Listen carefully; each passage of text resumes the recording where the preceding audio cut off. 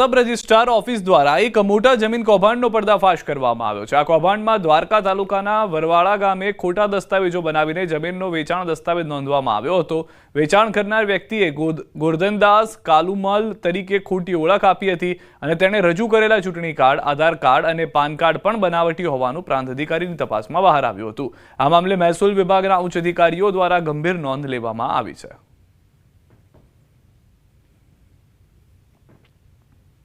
વેચનાર હતા આપણે ગોરધનદાસ કાલુમલના નામની મિલકત હતી।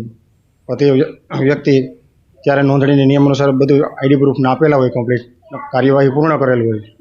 ત્યારબાદ થોડોક ટાઈમ જતાં પ્રાંત સાહેબના અરજી મળેલ અને એમાં એવું જણાવેલ કે આ જે ડોક્યુમેન્ટ હતા એ ખોટા ઉભા આઈડી પ્રૂફ બનાવીને રજૂ કરેલ છે, એ છેતરપિંડી રેકોર્ડ પર કરેલ હતું।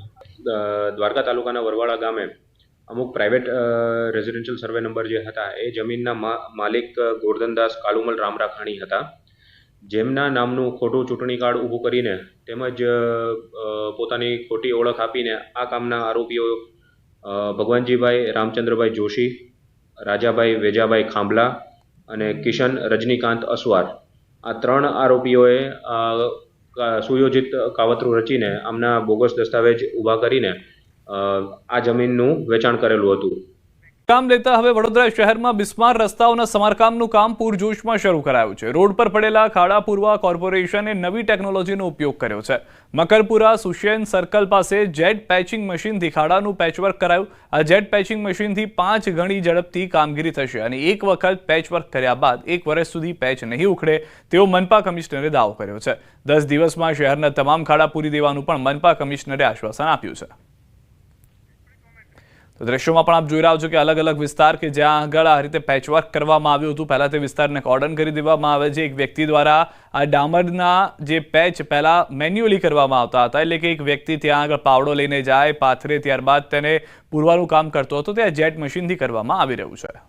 રાપર તાલુકાના ગ્રામ્ય વિસ્તારમાં છેલ્લા 2 દિવસથી પડેલા ભારે વરસાદને કારણે કૃષિ ક્ષેત્રે મોટું નુકસાન થયું છે। નદીના વહેણમાં અચાનક ફેરફાર થતા અનેક ગામોના ખેતરોમાં પાણી ઘૂસી જતા જમીન ધોવાઈ ગઈ છે। ખાસ કરીને નારણપર, સુવાઈ, ગૌરીપર અને આસપાસના વિસ્તારોમાં ખેડૂતોની વાવેતર કરેલી પાકની જમીન ધોવાઈ ગઈ છે। સ્થાનિક ખેડૂતોના જણાવ્યા મુજબ અંદાજે 400 થી 500 એકર જેટલા વિસ્તારનું ધોવાણ થવાથી પાક બગડી ગયો છે। પરિણામે ખેડૂતોને આર્થિક નુકસાન વેઠવું પડી રહ્યું છે। ઉપરાંત વાડી વિસ્તારમાં વીજપોલ ધરાશાયી થતા વીજ પુરવઠો ખોરવાયો છે। રસ્તાઓ પર પાણી ભરાઈ જતા વાહન વ્યવહાર પણ અસરગ્રસ્ત થયો છે। આણંદ અમૂલ ડેરી નિયામક મંડળની ચૂંટણીમાં મતદાન પૂર્ણ થયું છે। 12 સપ્ટેમ્બરે થશે મતોની ગણતરી। 9 બેઠકો માટે આજે યોજાયું હતું મતદાન। અંદાજિત 97% મતદાન નોંધાયું। 24 જેટલા ઉમેદવારોનું ભાવિ મતપેટીમાં કેદ થઈ ગયું છે। 4 બેઠકો ભાજપે બિનહરીફ જીતી હતી। અત્યાર સુધી બિનહરીફ થતી આજીવન વ્યક્તિ સભાસદની બેઠક માટે પ્રથમવાર યોજાઈ છે ચૂંટણી। ભાજપે તમામ 9 બેઠકો જીતવાનો વિશ્વાસ વ્યક્ત કર્યો। प्रशिक्षण शिविर बनासकांठाना सांसद गेनीबेन ठाकोर उपस्थित रह्या। बनासकांठाना सांसद गेनीबेन ठाकोरનું નિવેદન આજે મોટાભાગનું રાજ્ય પાણીમાં ગરકાવ છે। ભાજપની સરકાર દ્વારા એક પણ નવો ડેમ બાંધવામાં આવ્યો નથી। આજે નરસિંહ મહેતાની ભૂમિમાં આવીને ખૂબ ગૌરવ અનુભવું છું। આગામી ચૂંટણીમાં કોંગ્રેસ ખૂબ જ સારું પ્રદર્શન કરશે અને જીત મેળવશે। તમામ જિલ્લાના પ્રમુખોના આગેવાનો આજથી શિબિર શરૂ થઈ ચૂકી છે। ખૂબ જ ઉત્સાહ સાથે કોંગ્રેસના કાર્યકર્તાઓ ફરી લડવા માટે મક્કમ બન્યા છે। તો આ સાથે કોંગ્રેસે વર્ષ 2027ની ચૂંટણીનું બ્યુગલ ફૂંક્યું છે। કે આજે અડધા ગુજરાતની અંદર ફ્લડના કારણે લોકો પરેશાન થઈ રહ્યા છે। એ ફ્લડને કારણે આજે 30 વર્ષથી ભારતીય જનતા પાર્ટીનું શાસન ગુજરાતમાં છે। જે કોંગ્રેસના સમયગાળામાં જે ડેમો બનાવ્યા એના પછી ગુજરાતની અંદર કોઈ જિલ્લામાં કે કોઈ ઝોનની અંદર કોઈ એવા મોટા જળાશય નથી બન્યા કે જેથી કરીને પાણીનો સ્ટોરેજ થાય। વારંવાર રજૂઆતો કરવા છતાં યોજનાઓ માત્ર કાગળ ઉપર ચલાવવાની, એમના મળતિયાઓને કઈ રીતે પૈસા મળે, બોરી બંધ હોય, તળાવો ઊંડા કરવાના હોય, મનરેગા હોય કે માત્ર કાગળ ઉપર, લોકેશન ઉપર કોઈ જ કામ હોતું નથી ને એના કારણે ગુજરાતના લોકો હેરાન થાય છે। અમારા સંગઠનના મહાસચિવ વેણુગોપાલજી, પ્રદેશ પ્રભારી મુકુલ વાસનિકજીની હાજરીમાં અહીંથી શરૂઆત થઈ છે। 10 દિવસ સુધી કાર્યક્રમ ચાલવાનો છે। એમાં રાહુલ ગાંધીજી પણ આવશે, રાષ્ટ્રીય કક્ષાના બીજા નેતાઓ અને નિષ્ણાત લોકો પણ આવશે અને એક સંવાદ જિલ્લા કોંગ્રેસ સમિતિના પ્રમુખશ્રીઓ થશે।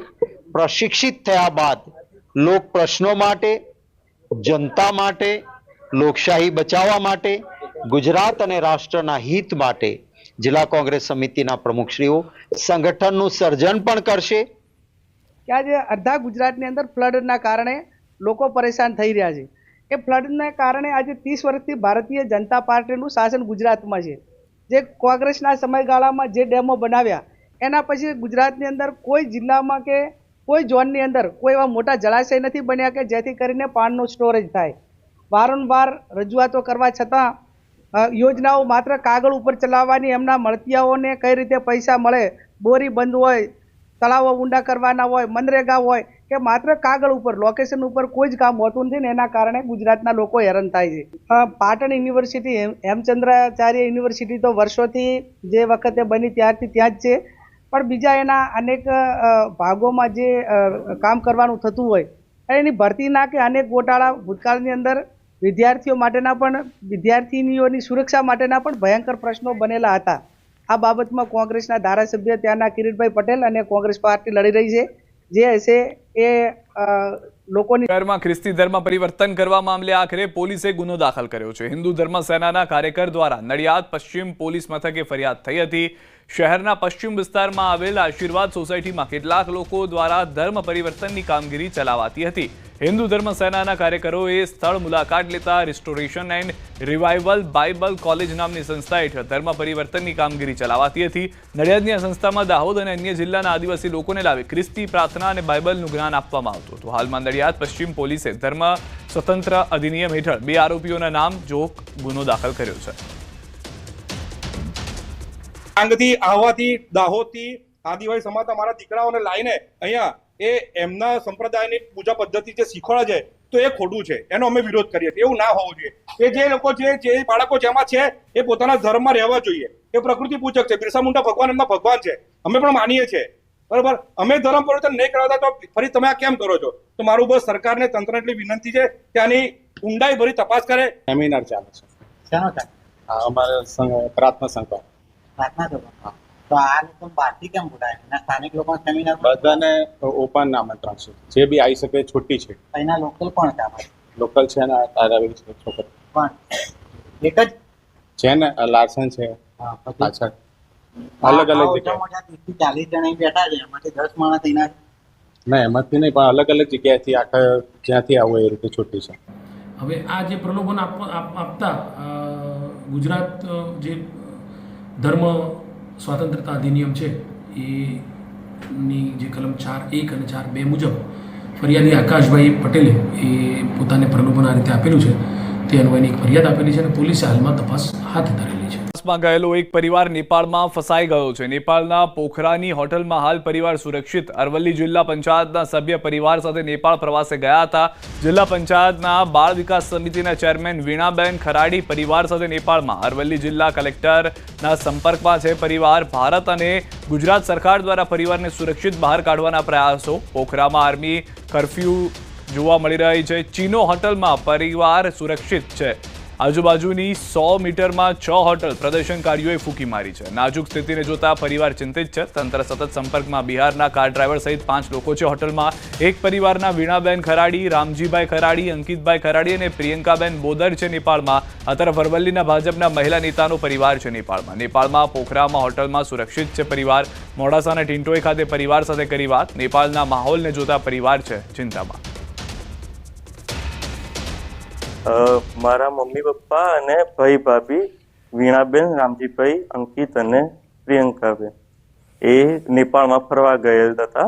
3-4 દિવસથી નેપાળમાં છે અને હવે ત્યાં વિરોધ પ્રદર્શન ચાલુ થઈ ગયું છે 2 દિવસથી અને ત્યાં હમણાં ફસાયેલા છે. તે હમણાં પોખરાના ચીનો હોટલમાં આવેલા છે. 20 લોકોનું ગ્રુપ નેપાળમાં ફસાયું. સિનિયર સિટીઝનોનું ગ્રુપ નેપાળમાં ફસાયું. 3 સપ્ટેમ્બરે પશુપતિનાથના દર્શનાર્થે ગયા હતા. 9 સપ્ટેમ્બરે પરત ફરી રહ્યા હતા. તે સમયે ટોળાએ ઘેરી લીધા. બસ ખાલી કરી એરપોર્ટ સુધી ચાલવા પ્રવાસીઓ મજબૂર બન્યા હતા. અમદાવાદના રાણીપ વિસ્તારમાં રહેતો પરિવાર ચિંતિત જોવા મળ્યો છે. તો દ્રશ્યોમાં પણ જોઈ રહ્યા છો કે પરિસ્થિતિ જે નેપાળની વણસી રહી છે. અનેક ગુજરાતના લોકો, દેશભરના લોકો ત્યાં આગળ દર્શન માટે જતા હોય છે અને અચાનક આજે આખું જેન ઝીનું આંદોલન હતું તેને અસર કરી દીધું છે તમામ લોકોને. નેપાળમાં ઊભી થયેલી તંગદિલી બાદ અનેક જે પ્રવાસીઓ છે તે નેપાળમાં ફસાયા છે. એમાં પણ સૌથી વધુ જે ગુજરાતીઓ છે તે ફરવા માટે જતા હોય છે. એમાં પણ કાઠમાંડુની અંદર સૌથી વધુ ટુરિઝમ હોય છે. ત્યારે ગુજરાતના અને ખાસ કરીને અમદાવાદના અનેક પરિવારો ફસાયા છે. ત્યારે અમદાવાદના રાણીપમાં રહેતા બારોટ પરિવાર પણ ત્યાં ફસાયો છે. ત્યાં શું સ્થિતિ જાણવાનો પ્રયાસ કરશું. ખુદ એમના જે કહી શકાય કે વહુ અને સાથે જ એમના જે સસરા પણ આજ દેખાઈ રહ્યા છે. વાત કરવાનો પ્રયાસ કરશું. બેન, આપણું નામ અને ખાસ કરીને શું થઈ રહ્યું છે ત્યાં? મારું નામ ક્ષમા બારોટ છે. મારા સાસુ સસરા નેપાળ પશુપતિનાથના દર્શનાર્થે ગયા હતા અને 3જી તારીખે ત્યાં પહોંચ્યા અને કાલે એ લોકો પરત ફરી રહ્યા હતા ત્યારે એરપોર્ટ જતાં એમની બસને રોકવામાં આવી. 25 થી 30 હજારના ટોળાએ એમને ઘેરી વળ્યા અને ત્યાં એમને એવું કહેવામાં આવ્યું કે ક્યાં તો તમે બસ ખાલી કરો અથવા તો અમે બસ સળગાવીએ છીએ. મારા સાસુ સસરા સાથે બીજા 20 જણા એમના સાથે ગ્રુપમાં હતા. એ દરેક ઓલમોસ્ટ સિનિયર સિટીઝનના એજના છે અને એ વખતે એ લોકોને એવી ફરજ પડી કે લગેજ સાથે એમને ઉતરી જવું પડ્યું અને ત્યાંથી ચાલતા ચાલતા 5 થી 7 કિલોમીટર દૂર એરપોર્ટ હતું ત્યાં એ લોકો ચાલતા લગેજ સાથે જતા હતા. વચ્ચે એમના પર ટીયર ગેસ છોડવામાં આવ્યા અને ખૂબ મુશ્કેલીથી એ લોકો એરપોર્ટ પહોંચ્યા કાલે અને એરપોર્ટ પહોંચતા જ એરપોર્ટ બંધ થયાના સમાચાર આવ્યા. ચોક્કસ આપણી વાતનો તમારા જે સસરા છે વાત કરાવશું. જી ચોક્કસ આપ જોઈ શકો છો. હું તમને જે દ્રશ્યો બતાવી રહ્યો છું તે અંકલ પણ ત્યાં જોવા મળી રહ્યા છે, વડીલ પણ. અંકલ, આપનું નામ ખાસ કરીને અને આપે જે સ્થિતિમાં ત્યાં છો, કઈ રીતની સ્થિતિ ત્યાં જોવા મળી રહી છે હાલ અત્યારે ત્યાં? અત્યારે બહુ પરિસ્થિતિ વિકટ છે અહીંયા. ગમે ત્યારે શું થાય અમને ખબર નથી. અમારું શું ડિસિઝન લેવું અમને ખબર નથી. હોટલમાં રહીએ કે એરપોર્ટમાં રહીએ એનું કંઈ અમને ખબર પડતી નથી. અહીં કોઈ સિક્યુરિટી નથી, નહીં કોઈ પોલીસ પાવર નથી, નહીં કોઈ આર્મી પાવર નથી. ટોટલ ઉપર જે છે એ અમારો ભગવાન છે. ગમે તે ઘડીએ ગમે તે થઈ શકે એવું છે. અમને જલ્દીથી રેસ્ક્યુ કરીને અહીંથી નીકળવામાં આવે એવી ભારત સરકારને અને ગુજરાત સરકારને અપીલ કરીએ છીએ. તો મોત જોઈને પાછા આવ્યા છીએ સાહેબ. હવે મારી જિંદગીમાં 62 વર્ષની મારી એજ છે. મારી લાઈફમાં આવો કોઈ દિવસ હુમલો ગોધરામાં નથી જોયો અને બીજા જગન્નાથજીના રમખાણમાં નથી જોયો. આવો હુમલો કોઈ દિવસ મેં જોયો નથી. 6 દિવસ અમે બહુ સરસ ફર્યા પણ આ છેલ્લા દિવસે અમે અહીંયા આગળ આવીને થોડી ખબર પડી ગઈ કે ચાલુ થઈ છે બબાલ. કારણ કે અહીંના ગવર્મેન્ટે સોશિયલ મીડિયા બધું બંધ કરી દીધું હતું. ઇન્સ્ટાગ્રામ હોય, વોટ્સઅપ હોય, પણ આમ આ બધું થતું હતું ને અમે સવારે હોટલમાં બધું આરામથી નાય ધોઈ રહી ગયા બહાર. ખબર નહીં કે આખી રાત બબાલો ચાલુ હતો.